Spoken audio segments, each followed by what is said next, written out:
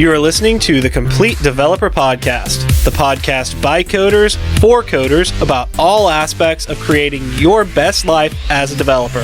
I'm Will, the accomplished developer and aspiring software architect. And I'm Beej, the advancing journeyman developer. Complete Developer Podcast is supported by listeners like you. We are now on Patreon at www.patreon.com/Complete Developer Podcast. Kaizen! This week, we're discussing how to establish and use the process of Kaizen, or continual improvement. Kaizen revolutionized industrial production, first in Japan, but later in America, and it can help you in improving your own development process. This is especially useful if you are in management, but you can still get a lot out of these concepts, even if you aren't in management. But before we get started, Will, what have you been fighting this week? Oh, man. The last week or two of work has been really, really rough. Like last week, we only had 4 days, right? So you would think, hey, this is going to be an easier week. Product I'm working on, it's still under testing. We found a few things, and we're trying to get all the installer crap fixed. Plus, when we got that put together, it's part of another product, so that we had a baseless merge that happened with all the fun that entails. So yeah, that's going on. Everybody was preparing for a conference last week. They're there now. They're at Print 17 in Chicago.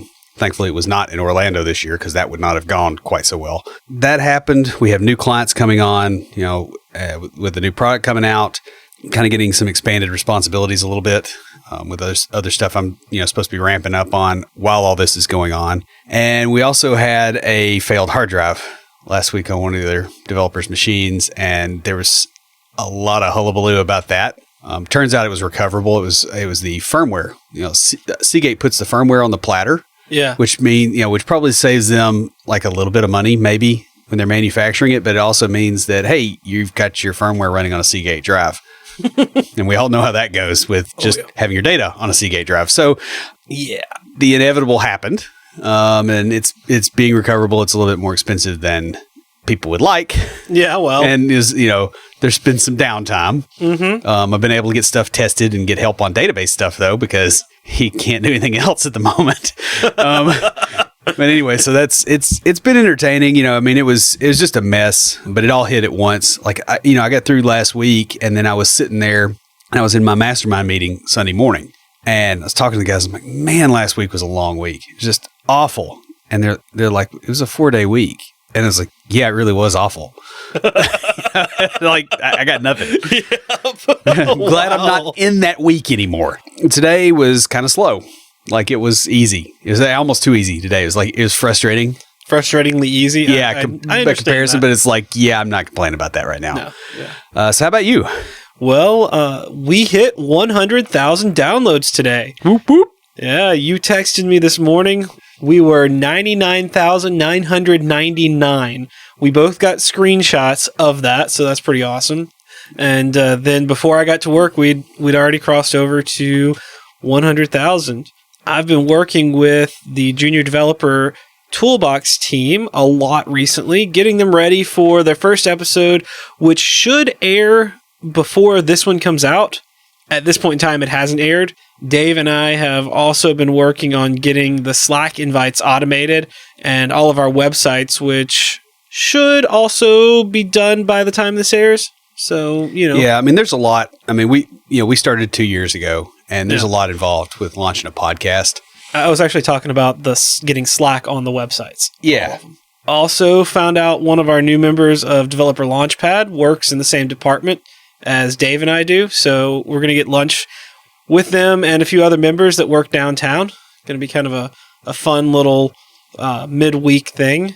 So I learned an interesting lesson. Well, it was a lesson I already knew, but learned firsthand by mistake last night, and that is, don't mix barbiturates with opiates.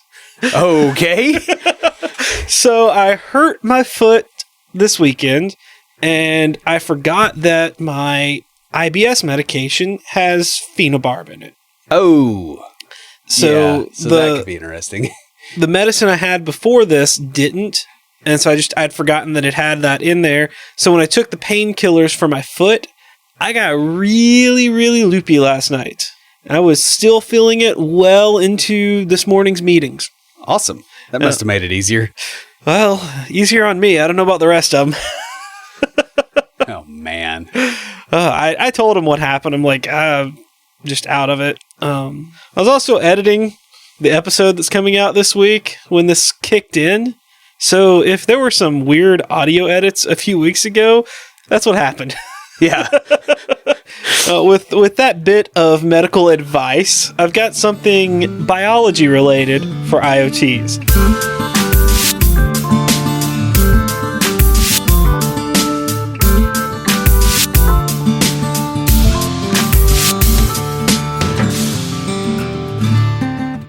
This week for IoTs, I have an incubator to grow bacteria. Now, the incubator is basically a styrofoam cooler that includes a fan, temperature sensors, and heating pads. And these are controlled via an Arduino-style microcontroller connected to some temperature sensors. The heating pads and fan are used to maintain constant temperature within the container, and the microcontroller turns these on and off as needed based on the data from the sensors. And speaking of data, all the data collected gets stored up into the cloud, which you can access from the web or a mobile application. The guy that wrote the blog post for this also has some other interesting IoT things from doing, I guess, backyard environmental experiments and stuff like that. So it's kind of cool. I'll have a link to that in the show notes. Who's talking to us this week? Well, we've got an email from John. It says, "Hey, Will and BJ, just thought I would write you guys a quick note to say thank you and to ask for advice. But first, let me share a little bit of my story. I'm a 31-year-old dad in Charlotte, North Carolina, and I work in a completely unrelated field. Going into this summer, I encouraged my 8-year-old daughter to do some coding exercises and thought, just for fun, that I would learn a little with her. A little Googling led me to Free Code Camp, which is where I started about 2 months ago. After only a few weeks, I fell in love with programming. I've always loved building things, and this combines with the challenge of problem solving and the opportunity to learn something new every single day. I'm now pursuing this as a future career. That's why I'm up right now at 4 a.m. while the kids sleep, getting ready to dive back in. The Complete Developer Podcast has been an amazing resource and inspiration to me during this time. I've been binging through the show over the last month and really appreciate the mix of humor, tech advice, career advice, and life advice. Keep up the good work. You're making a difference in my life, and I'm sure in the lives of many others." So now to the question. I'm almost done with a front-end certificate from Free Code Camp. I'm just working on finishing up my Simon game and cleaning up some of the other projects. I've also been plugging through a back-end track at Udacity that is mostly Python. Listening to this podcast and searching the local job market, though, has led me to strongly consider pursuing C#.net. Would you recommend going through the C# track on Pluralsight? And are there any other tips you could give on someone getting into this language and framework?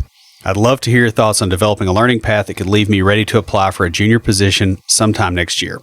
Thanks again for helping me through the late nights and early mornings as I fit this in around my day job and time with the family. You're a huge encouragement. Thanks, John. We have several friends that have been through the Free Code Camp program. The organizer here in Nashville even works with me and has been a guest on the show. And honestly, in my opinion, you're doing the right thing by looking at the market in your area. When I started, I wanted to stay in the Nashville area, and most of the jobs here are in the C#.net realm.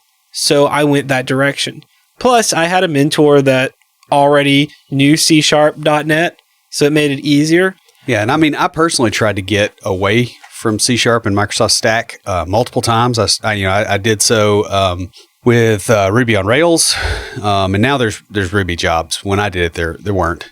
I also looked into Python. Node, same deal. Apparently, I get things before they get to be big here.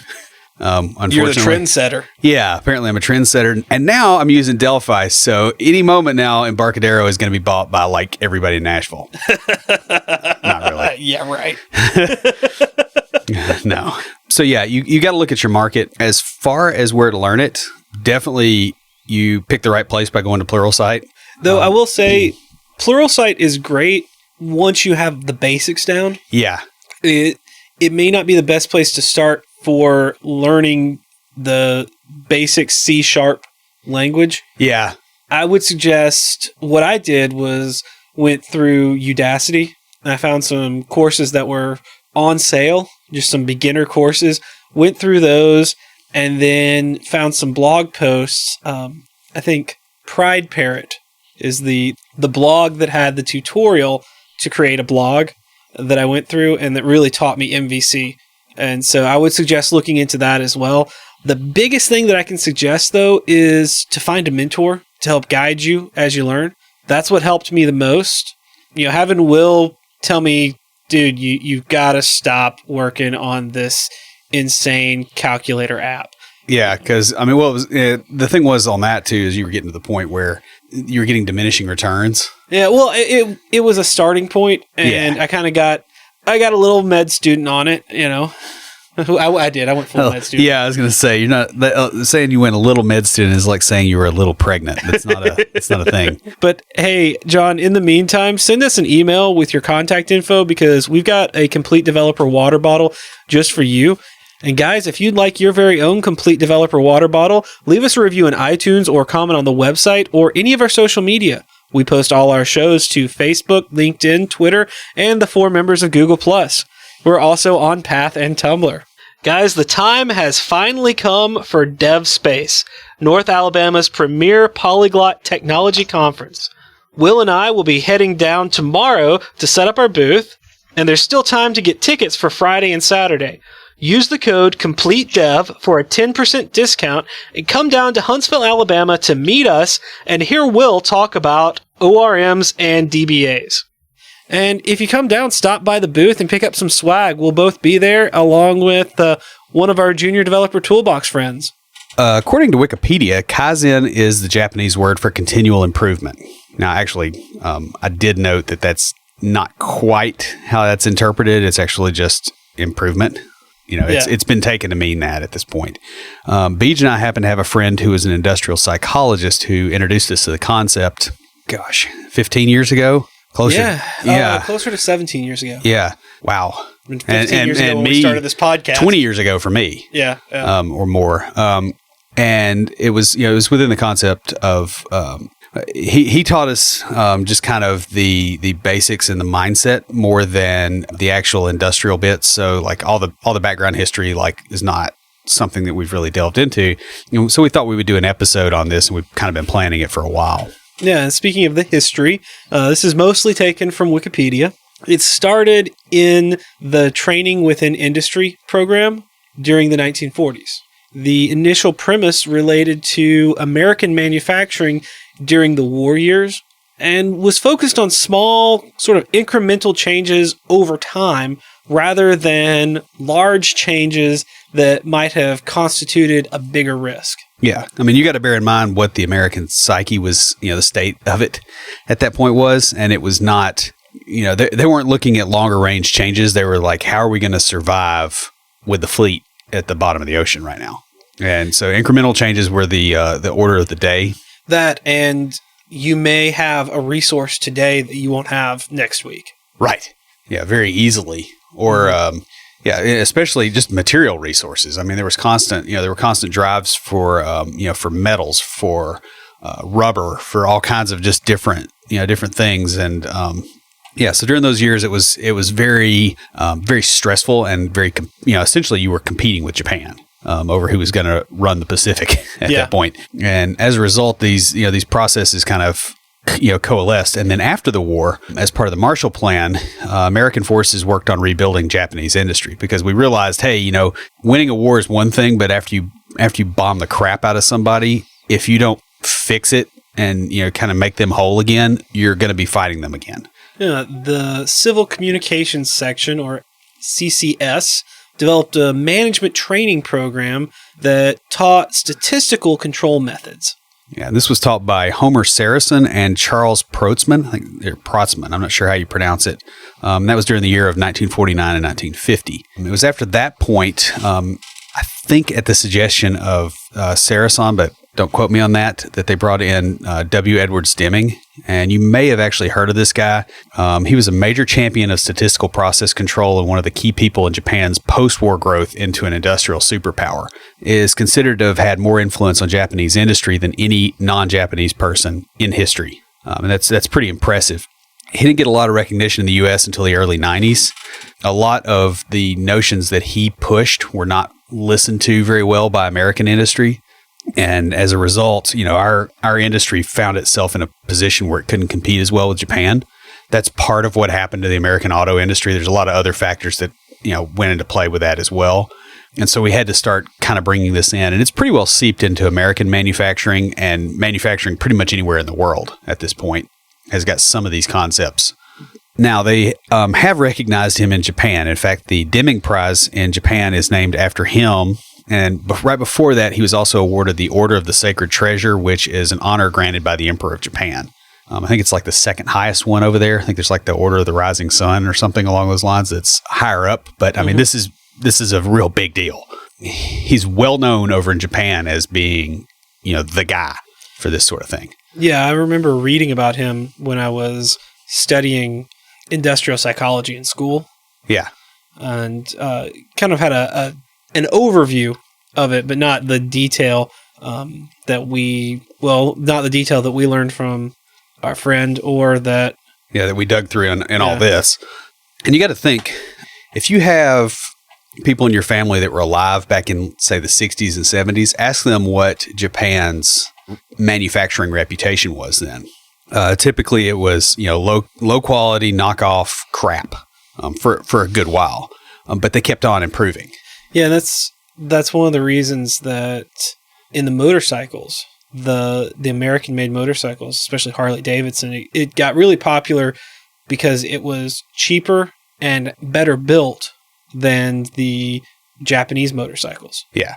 Which now, if you talk to a lot of people, like even some of the hardcore motorcycle club, I think one of the Hells Angels leaders in one of his books has been known to say, I wish we had not done the Harleys only thing because the quality of the Japanese motorcycles has improved. Wow. And they're using, for example, my motorcycle is a Honda. It uses the same kind of drive as a car. Huh.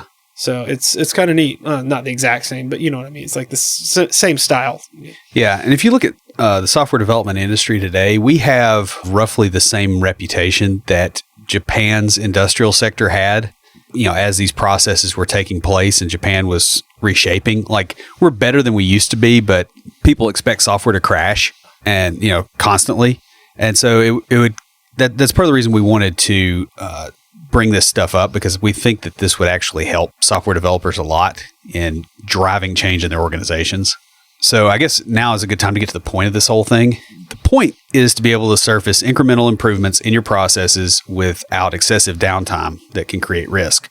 If you're in a business environment, you probably cannot take a year off of development to improve your processes. No. I know we can't. You need to be doing that while you're developing. Yeah. And nearly every place I've worked, there's been at least one developer or IT person that's like, we need to just stop everything and fix all the stuff that's wrong. It's like that never happens. Yeah. You can't. You have to have a process for actually doing this while you're in motion. Yeah, I was at a meeting today. We were talking about some code that was written, some of it before I got there, and the rest while I was there, but by another developer who's gone to a different department. And some of the decisions don't really make a lot of sense. And I made the comment of I'd like to rewrite some parts because it just doesn't make sense why they were done this way. And I know better ways of doing it now. And it's one of those things. It's I would love to just stop it and rewrite the whole thing. Yeah, and most developers would, right? That's a pretty common thing. I mean, we've got parts of our app that were written basically where somebody layered a repository pattern over a unit of work pattern, and they thought that was sound engineering. And it was better than what we had when they started doing that process, but it's not scaling or aging very well. And yeah, we'd love to rewrite it, but we can't. So we've got to think about how we're going to move forward and get incremental improvements, because otherwise our competitors are going to clean our clock. Exactly. Another example, in Toyota's production system, personnel are expected to stop production lines if they notice an abnormality. When this happens, they and their management will suggest improvements, which are then quickly implemented into the process. Yeah, and this usually happens within a day, right? Like it's okay to say, okay, this is broken. How do we fix this better, but do it in a short enough time period that we can still produce? Like Right. that, that's kind of what it's the idea is based around, and that's reasonable, right? Like you can stop development and go, hey, when I do this, like half the time the build doesn't work. Let me fix that build script so that I quit having to mess with it. Oh yeah, and that's small. Yeah. That's not rewriting the entire app because the build script and several other things don't work. Right. It's, all right, let me get the most annoying thing and fix that. Yeah. So we've kind of been talking around this, but the actual cycle of Kaizen is plan, do, check, act. This is known as the Schuhart cycle or PDCA or PDSA. Or there's a few variants as well. Like Toyotas, they add an additional O step at the beginning that refers to observing the current situation. So it's like that's the OPDCA. Yeah. At that point, and it was called the Schuhart cycle by Deming, and then they have they've run into these other things, and whatever. Like it's sort of like agile means kind of like this grouping of concepts, and we just let it go at that. Yeah. Somebody probably really cares and is probably really irritated right now, but I got to say I don't. Like it's more of I want to get the general concept, and I think that's probably the best. If you're more interested in this, there are loads and loads of courses on this that you can pay through the nose for and get this information. There are numerous things in a business environment that this improves. First off, it helps reduce waste, both in terms of time and materials. Yeah, and I mean this is obviously comes out of a manufacturing context, but you do sort of get the same kind of deal. Obviously, time is the most expensive asset that programmers have. Any software development shop, the main expense typically is labor. Well, I mean, we may not have physical materials. Right. We have CPU cycles. Yeah. We have hard disk space, memory, bandwidth, those kind of things. And if you're using like a platform as a service, yeah, then that's costing the company. Right. And so you do have to think about these things, even though our way of measuring those things are not necessarily volumes and weights and measures in the real world. They're digital ones. Exactly, yeah. The same rules still apply. It also reduces manufacturing defects, and that improves product reliability in the field. So you get it to the point where things can't go wrong in a certain way so that you don't have to deal with it again. The other thing it does, and this is a side effect that I think is probably maybe not talked about enough, and that is that it empowers employees to improve the manufacturing process and to be thinking about that the whole time while they're doing things. So that really fixes morale. Yeah, it makes people feel better and feel more empowered, and that their opinion and they have a stake in what is going on. Yeah, I mean, it just gets rid of the notion that a job is a place you go to experience learned helplessness, which, a lot of manufacturing jobs and a lot of even development jobs kind of have a lot of that going on. So, exactly. Yeah, the human factors, really are not to be underestimated. So next, we're going to dive into the individual steps of Kaizen. And for this, we're going to use Toyota's variant, the OPDCA, and just quick review, that is observe, plan, do, check, study, and act. The first one there is observe. Yeah, and it's during this phase that you'll determine what's going on with the existing system, including taking actual measurements. And I wanted to really drive home the fact that this is a very measurement-based, statistical process type deal. This is not a feelings-based thing. You need real concrete data to prove that your improvement actually helped things out. Yeah. And so your starting point is not the app sucks and the app is slow. It's the app takes this long to do this thing. It uses this much memory, real hard data. Because an app that sucks, well, all of them do to somebody.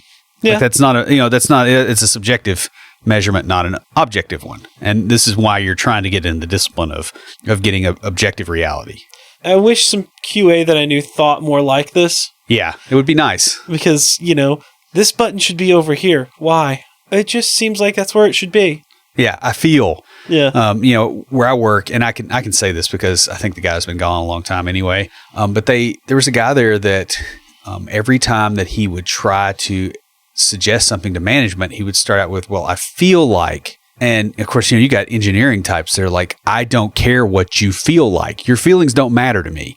Prove it with numbers or go home. Okay. So here's the thing. And I know where he's coming from because he probably went to some kind of assertiveness type training where you do the I statements. Right. And was told, and it was probably some kind of management type training because they do this in management training. They say, okay, now talk about how it makes you feel so they will empathize with you.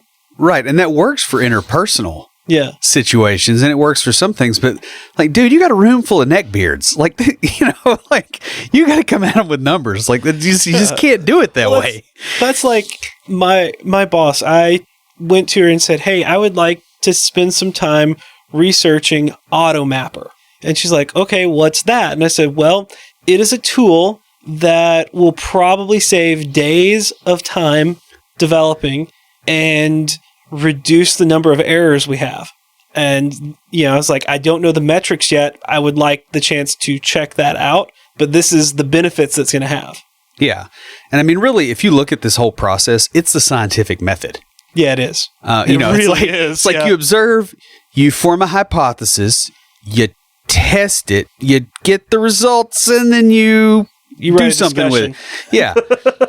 But, it's applied to manufacturing with those constraints. So it's slightly different, but, it's not that much different. So the next thing here is that you plan, and that's where you come up with your objectives and the process that you intend to use to achieve them. And that also, by the way, includes defining what actual success is, right? This is also a number. This is something that you can subjectively measure, not, hey, the app isn't going to suck anymore after this, right? It's the login isn't going to take 3 seconds. We want to trim that down to under a second. And that's our barometer of what success is. Or, in my example, it took me 4 hours to build this, whereas the old way took 8 hours. Yeah. And, honestly, really, it's a subjective measure, but it's compared to the previous measure. Like that's the kind of stuff you want to get. And that's, you want to have some baseline measurement that you beat. Yes. And that's what your observe is. Yeah. That's what you're planning to beat. Like you're trying to go, okay, how can we beat that? And they're both subjective measures that you can compare, not feelings. So the next thing is the do step. This is where you actually do the work to fix the situation. And this includes the collection of data for use in following steps to show that what you've done has been effective. Right. Like, for instance, with the logging process, the login process I was talking about. If you're supposed to be speeding up the login, you can't rewrite the login system and leave timing checks out of there and then go, oh, it's better because it feels faster. Right. Like, you got to collect that data. To be able to quantify things. Well, that's like when I was playing around with the AutoMapper, I actually did tests to see on the same thing being mapped, which was faster, the AutoMapper or the mapping code that I had written. Right. And the AutoMapper actually was faster on that. Plus, it was about 4 lines of code versus about 200. Yeah. Makes a difference. It does. So it saved both developer time in creating, and then it ran on the app faster. Yeah, and I will point out here too that you do want to, when you're quantifying things, you obviously pick the variables that matter to you. If you had compared it for startup time, you might have seen a slightly different story. Yeah, it might have bumped it a little bit because it generates code. But obviously, you don't care about that. Like, you're not starting up most of the time. It's a web app. It's up or it's not up. Yeah, exactly. This goes back to just science in general. What you measure matters. So if you want to tell whether or not it's faster to walk, in a spiraling pattern to your car or in a straight line, measuring the number of spirals isn't really useful to determine which is faster. Right. So yeah, I mean, you gotta measure things that are actually important. I mean, that's the big deal here. And the next phase is the check or study phase. And that is where you compare the new results you obtained to the previous ones you collected during the observation phase. So you notice these are completely separate, right? It's not like you go in there and you do it, and then as you're doing it, you go, yeah, this is better. Like you get done and you collect it and then you react to it. And that there's a lot of reasons for that, partially just so that you can be a objective observer to this measurement versus being like in the mix and going, oh, hey, this isn't working, but I'm going to say it's better.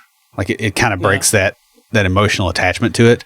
Also, you may want to chart the data that you've collected over several of these cycles. Yes.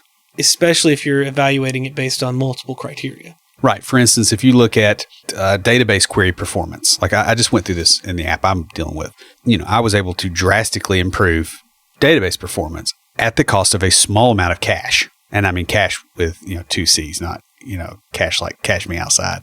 Yeah. I just want to name a caching service outside. Name my cash outside. That's not necessarily the alliteration I was going for. You know what I mean? But I was able to improve that. Well, if we were in a very memory constrained situation where we actually really cared about that, that might be something we would want to compare and go, okay, how can we get our cache utilization down, as well as the amount of network traffic and CPU and all the other things that are going into the mix. Or if we were comparing CPU utilization, network utilization, hard disk, memory, all those things, like they tend to interact with each other. And so you're going to want to graph that stuff out so that you can look at each aspect of it versus just a single measure. Finally, you want to act. If the new process is better than the old one, objectively better, and you can prove it, this is where you make it official and it becomes the new baseline. In other words, you merge it into main. Yeah. If the new process isn't better, then you don't implement it. Right. Just because it's new doesn't mean you should do it. If it's new and it's exactly the same, that also means you shouldn't implement it because it has more risk. You haven't determined the downsides. Right. So, yeah, you notice how this thing is all broken up, though, because, part of the deal, too, is like an industrial situation, the person doing the observation, the person doing the planning, person, actually doing the thing, all these are different people. And in a large enough software environment, this is probably also true as well. So next, we're going to talk about how you can use this in your development lifecycle. But before we get started, I thought of a great example of this that... like Will said, this is very much scientific method. This is sort of just the way my brain works because of all the years of school and scientific paper writing. Well, go ahead, testify. Recently, we had a major bug come up in an app that had just gone to production. Like a breaking bug. We didn't know what was going on. And major bugs are bad because sometimes they get promoted to kernel bug. Oh. That was bad. I'm so sorry. Dude, when a major bug goes to the kernel. See, I didn't think military kernel. I thought kernel. I know. That was. I'm so sorry for that joke. All right, so we had a major breaking bug come up in an app that had just gone to production, and we had not ever seen anything like it in test, UAT. No one had ever seen anything like it. And this happened on the one day we happened to be in the office. Like, everybody comes in on Wednesdays. Well, it was on Wednesday that the product owner came down to the department and said, hey, this is going on. And when we saw it, we're like, whoa, that's huge. We kind of had an idea about what was going on, but we weren't sure. Nobody could get it to reproduce. It's kind of a weird bug. And so our boss comes down and says, hey, do we need to have everybody come in tomorrow to work on this? And I am known for not liking to come into work when I don't have to.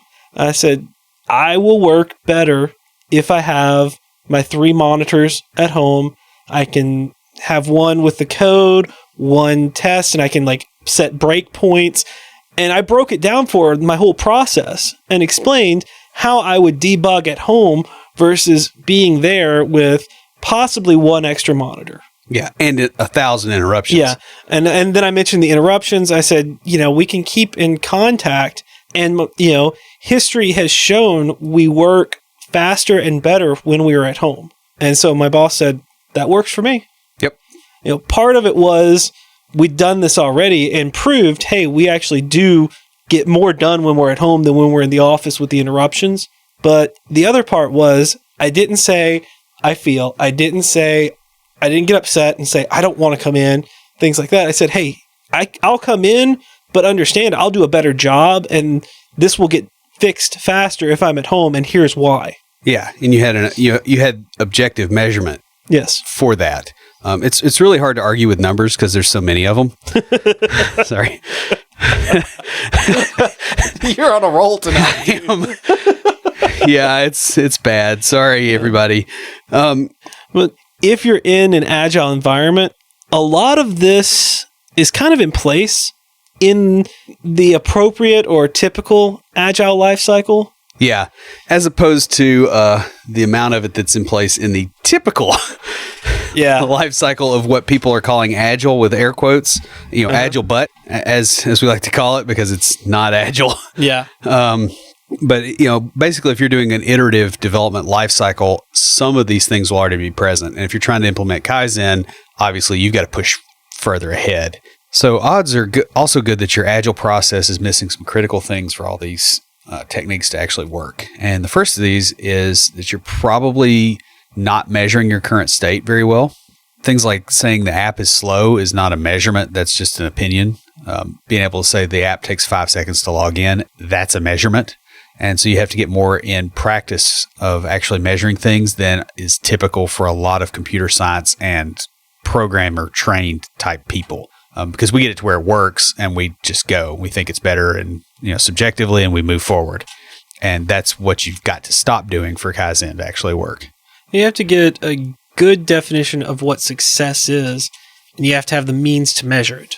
Yeah, because apparent increases in speed are really, and things like that are really, really deceptive. Okay, cool. It's faster on the local network. Well, why is it faster on the local network? Well, because you're running the database locally.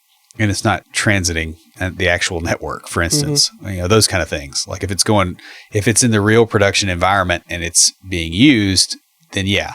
But your apparent subjective experience a lot of times also leaves out all the variables that are actually making the thing bad. So it's important to get those. You also have to actually collect and use your measurements. So, you maybe are collecting some things. You're probably not collecting enough things. And you have to be able to roll those up in some manner that is actually usable. So this means putting it in a database table, reporting off of it, those kind of setups. On my team, one thing that we're looking at doing is to actually collect these measurements as part of the build process. So when a CI build goes through, it gets deployed, we're going to kick off a SQL trace, run our automated test, stop the SQL trace, collect all that data, and it goes into a report so that we have that feedback loop. You kind of have to be doing these things for Kaizen to actually work. It can't just be a subjective end to end. Like you really, really have to push on this stuff a lot. And also, you have to implement the improvements that you discover. Right. If you don't actually implement them, then what's the point? Really? Yeah, because like if we go, okay, yeah, this thing is slow. This query is being called too much, and then we don't do anything about it. It really doesn't matter. Okay, now we're kind of morally culpable because we know it's busted, but we didn't fix it. So. Yeah, that's very true. Now, if you guys are doing water fail, as a lot of people are, this is going to be a bit more difficult as your process doesn't really support iterative change. Even though waterfall should support iterative change in short waterfalls, water fail. Right. Which is what most people are doing when they're doing waterfall. Yeah, exactly. You can kind of implement a Kaizen process, but it's such a long iteration window that you end up doing big changes, and that's really not what you want to be doing here. And a lot of this stuff really requires plugging in things like analytics packages, running automated code tests, etc. For instance, if you're trying to improve performance, you need to actually measure things like memory usage, time at each stage of the process, those kind of things, all the way through. You'll have to have a baseline of performance, and then you have to do the same on your improved version of the code for all those different things that you're measuring. You can't just skip some. Then you have to compare performance, which also means getting the data in the same format, which may be tricky, especially if you replace chunks of the system. because now you're not comparing apples to apples, and so you're going to have to manipulate data to get that out. I did this myself recently. I think I mentioned this before. While trying to improve page performance in our main app, there was some stuff that was happening on every request multiple times, not cached, opening and closing connections for each instance it did it. So it's like you're seeing 40 SP underscore was it reset connection calls per page load, which that just says, hey, I've got a SQL connection, basically reset it so that it comes back out of the connection pool and it's clean, it's good to go. Yeah. We haven't fixed that part yet, but now we have measured it. So like we're in the process of getting those things done. There's some larger architectural things that are causing that. But yeah, we had to measure it, and then we have to act on it. Yeah, that makes sense. Kaizen can help you refine your development process, reducing bugs and improving your ability to deliver software on time and under budget. This process removes the touchy-feely aspect of agile as commonly practiced and lets your team react to hard numbers and real data. It helps you both support the decisions you've made to management and to make better ones more quickly. That pretty much wraps us up. Before Will gets into tricks of the trade, we want to invite everyone in the Nashville area out to Barcamp Nashville Conference. Barcamp Nashville is a free annual gathering of the local tech community to learn, share, and connect. Yeah, it's a day for sharing your passions and discoveries and exploring new interests. Barcamp is a user-generated unconference allowing anyone to participate as a presenter, organizer, or volunteer. It's an opportunity for those who found success and failure to share their experiences and learnings with others to help grow and strengthen the Nashville tech community. This year it will be held October 21st from 8 a.m. to 5 p.m. at the Tech Hill Commons. That's the same building as Nashville Software School, by the way. There will also be an after party. Yeah, Will and I, along with the Junior Developer Toolbox crew, will be there at our booth and also recording interviews in the podcast lounge. Follow the link in the show notes to register and vote for the talks that you want to see. So, Will, what do you have for us this week for Tricks of the Trade? I have a small rant. Y'all all saw the Equifax thing that happened this last week, right? 143 million compromised identities, basically. Which is pretty substantial because the U.S. population is only 320 million. Like, somebody that got compromised. You have a 50-50 chance, give or take, maybe slightly less than 50-50, of being a direct victim. That's pretty substantial. And the last thing I read on it was that a network administrator or somebody in an administrative capacity left a encryption key in cloud storage, unprotected, and that's what happened. Regardless of what happened, like, this is such a major breach that I want to suggest to you that this shows a little bit of a business opportunity for everyone. And what I mean by that is there is a significant market opportunity in the manufacture of handcuffs, judging by our government's refusal to use them. I don't know where the freaking handcuffs are, but it is nuts. Like, this stuff can't keep going on. And some of these major, like, if we don't rein these major corporations in that are doing this kind of stuff, we're going to be in a dystopia. We're headed that way. And the fact that that business is even in operation right now is a testament to the fact that they don't obey the same laws we do. So this is now I don't often say this, but this is a real good time to write your congressperson, get on the phone, chew them out. Like, this needs to be, the hammer needs to fall on this. Because if it doesn't, it really isn't going to matter a whole lot. All the other bickering that's going on, we're going to be serfs. I said my piece. That's all I got.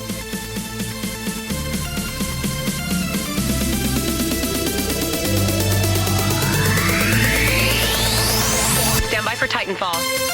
If you have a question or comment, please email us at neckbeards@CompleteDeveloperPodcast.com. Our theme music is an excerpt from Stand By for Titanfall by Pure Bells, available on SoundCloud and licensed through Creative Commons. The intro music for IoTs is Hillbilly Hip Hop by Jason Belcher. For references, show notes, and to sign up for weekly emails with extra tips and insights, be sure to check out the website at CompleteDeveloperPodcast.com. You can also follow us on Twitter at CompleteDevPod and like our page on Facebook to keep up with news about the show. Look for us each week on Facebook Live before we record each episode. Thanks for listening. See you next time.